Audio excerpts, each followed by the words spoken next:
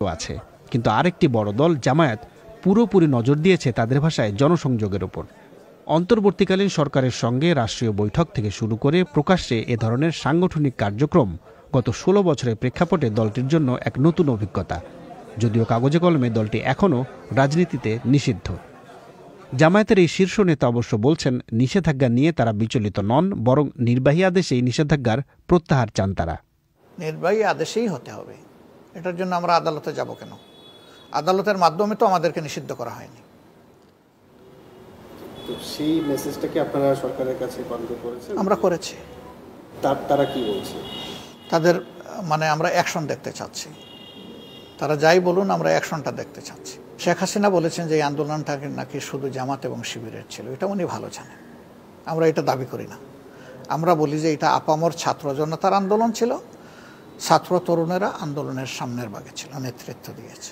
আমরা বিষয়টাকে এভাবেই দেখি, এবং জামাত তার পূর্ণ শক্তি নিয়েই আন্দোলনে ছিল। অতএব এটা প্রত্যাশার একটা সরকার, ন্যায্যতার ভিত্তিতে আমাদের পাওনা আমরা আশা করব সরকার খুব তাড়াতাড়ি দিবে। দলের নিষেধাজ্ঞা প্রত্যাহারের সঙ্গে সঙ্গে জামায়াত অবশ্য জোর দিচ্ছে আন্দোলনে হতাহতের ঘটনায় বিচারের উপর। দাবি আছে তাদের ভাষায় আওয়ামী লীগের দোষী নেতাদের বিচারের।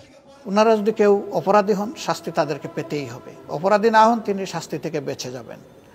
এটা হলো ব্যক্তির বিচারের প্রশ্ন। দল হিসাবে পুরা দলটাই এখানে শরিক হয়ে গিয়েছিল, ঘোষণা দিয়ে যে এই আন্দোলন দমন করার জন্য ছাত্রলীগই যথেষ্ট।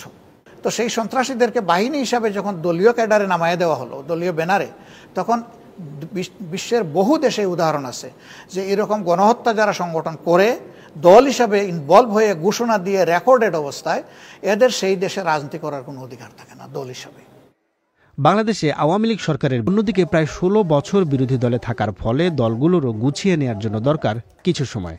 তবে এর মধ্যে প্রশাসনিক সংস্কারের পাশাপাশি অর্থনীতি ঠিক করা এবং বিশেষত দুর্নীতি ও হত্যাকাণ্ডের যেসব মামলা এখন হচ্ছে সেগুলোর বিচার শুরুর উপর গুরুত্ব দেওয়া হচ্ছে।